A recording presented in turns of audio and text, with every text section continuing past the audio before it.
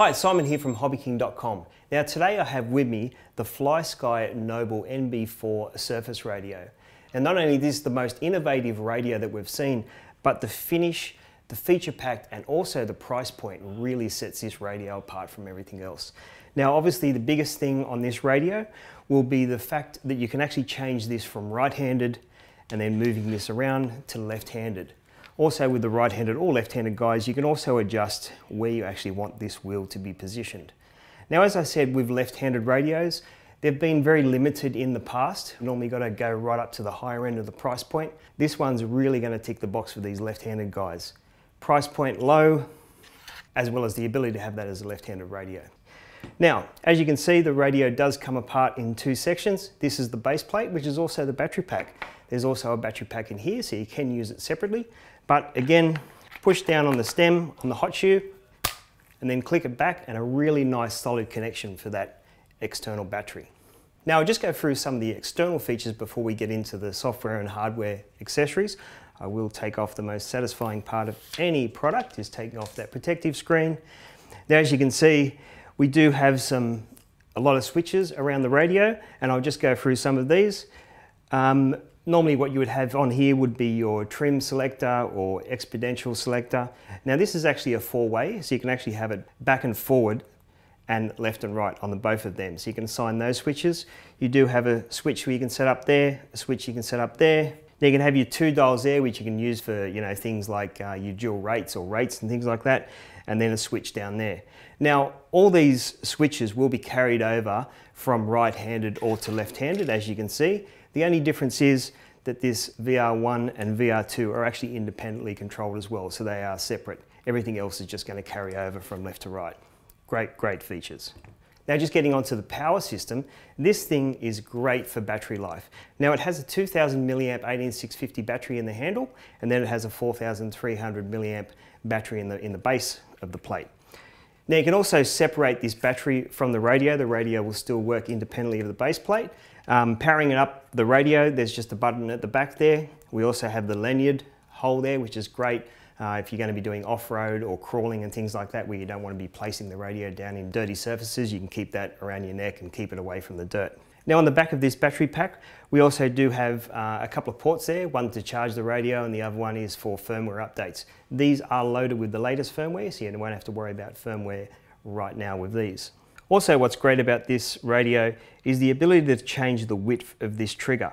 Now what you really want is you want your finger to fit in here nice and snug, so you don't have any gap between the throttle and the brake. So when you're on acceleration and then you're moving to the brake, if you set up this trigger correctly, you're going to have a really nice sure-footed vehicle. So as you can see just in here is a 1.5mm Allen key. You can just untighten that, adjust it, and then tighten it back up to suit your own finger. More adjustments on the radio. You can actually see there's a little adjustment screw there. That's actually going to change the position of the trigger where you like it. Then we have another adjustment up here, which is going to adjust the tightness of it. And then also here you're going to adjust the wheel tightness for the spring. Now most people do offer this with the big receiver and one of the small receivers, which is the FGR4S. What we're offering, and I think it's better fit for purpose, is we're going to be offering in this package two FGR4S receivers, which is a really tiny footprint, as you can see. Tower design, what we call them as tower design, but it's an internal antenna on these, so you don't have to worry about mounting that antenna away. Has all the ports that you would need for ESCs, 1 or 2 servos, and a transponder to be powered straight into that. What comes in the package is the great carry case, which as you can see, you can really pack that radio away nice and safe. Also a Quickstart guide, which will come in the radio. Another handle. Now this can be changed from the standard handle. This one's a little bit fatter if you want a bit of a bigger grip. The USB cable for charging and firmware updates. And as I mentioned, 2 of these small FGR4S receivers. Now the radio does come with a Quickstart guide, but if you check our files tab on the website listing, it does have the full instruction manual. So these will be available in all regional warehouses as well as the international warehouse. In a nutshell, this is a great radio, great price point and feature packed. Now, if you want to continue on watching, I'm going to go through the menu items and run through some of the features that this radio has. Okay, so here we are with the radio on, and we'll just go through some of the menu system. We'll also just go through this home screen. As you can see on the top left-hand section there will be your model name. So when you actually name a model, now there is 20 model memory on this. When you name that model, that will actually appear up there. And then you actually have the RX and TX battery monitoring. Then in this center bar here, we'll actually just go through some of those icons. Now the first one will be the exponential. So when you have exponential set up, that's actually going to be lit up. Then you have the ABS. Then we have the engine cut, the idle up, the boat mode, which we'll go through a little bit later. Brake mixing if you have that set up, steering mixers, race timers, and then the system sound alarms. And then down below you can actually see your steering outputs, throttle outputs, channel 3s and channel 4s. Now if you want to lock the radio so you accidentally don't change anything, you can just hold that little button down for a couple of seconds and then that system will be locked. So you can't go into the menu. Now some of the items are going to be standard on most radios. Your reverse, this is just to reverse your steering and throttle, normal position or reverse position. That's pretty standard procedure. EPA, that's your endpoint adjustment, so you can set up your endpoints left, right for your steering, throttle, 3s and 4 channels. Pretty standard system there. Subtrim again, that's pretty standard menu system. Steering dual rates and exponentials. So obviously the rates you can change by plus or minus there, and then you can set up your exponential for steering. And a positive figure, as you can see, is going to make that center point very dull for steering responses. You back out of that. Now this takes you into the ABS. I won't go through all the ABS functions. It is listed in the full instruction manual, but some really great features there. I normally tend to use ABS when I'm using sensorless motors. Really good to get a better brake feel. Next on the menu is timers. This is going to be great for race timers. You can do up timers, down timers, lap timers.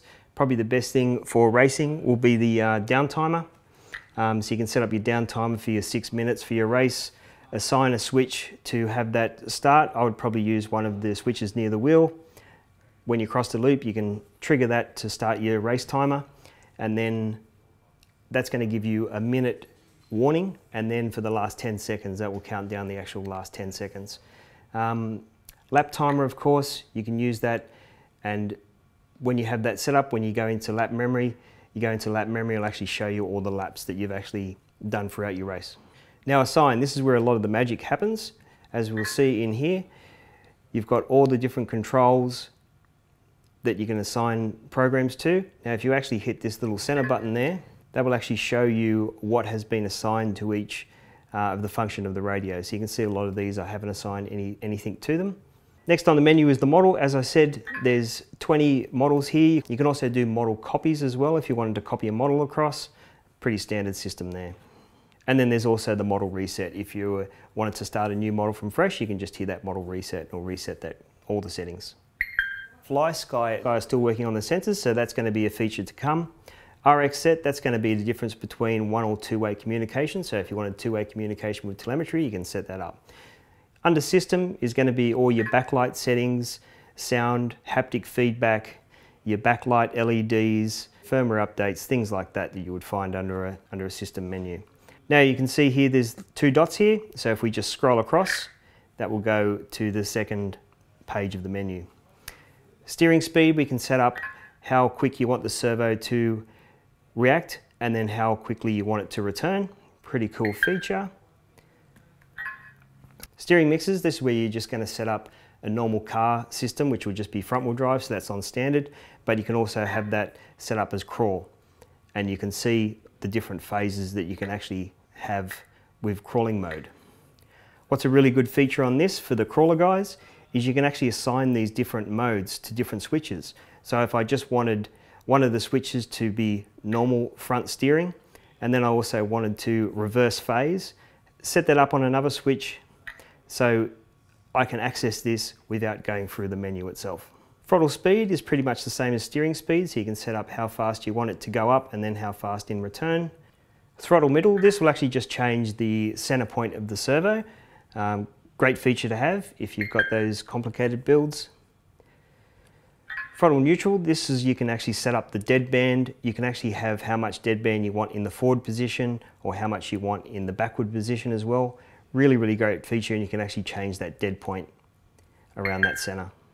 Next, for throttle curves, now this is a little bit different from throttle exponential, is this you can actually set up different phases of the curve. So it'll actually be a nice straight line in between sector 1 and 2, and then a different rate from 2 to 3 and 4 to 5.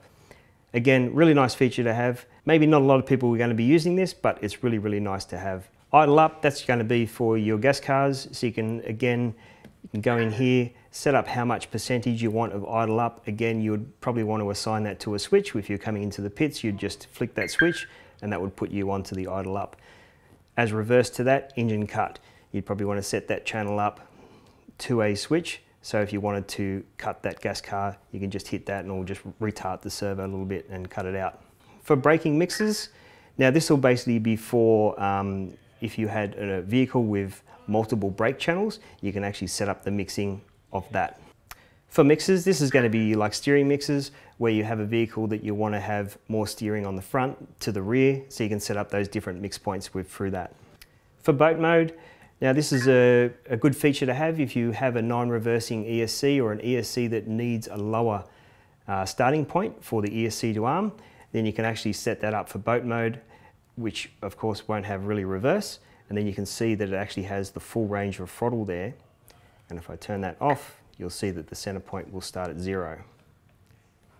Great feature. And then lastly, the display. Now this will just display all your inputs. Now I've got this on crawl reverse phase, so as you can see 1 and 3 are going to go in opposite directions, and then when I hit the throttle and brake, that will just show you the inputs there, and I haven't got anything assigned for channel 4. Also for this screen, you can actually just press that one, make sure obviously the vehicle is off, and then hit yes, and then that will actually go through the range of motions of those endpoints. So that's the Flysky Noble NB4 surface radio. The product will be listed down below in the video description, as well will the receivers. Please subscribe to our YouTube channel, Facebook and Instagram, and until next time, see you later.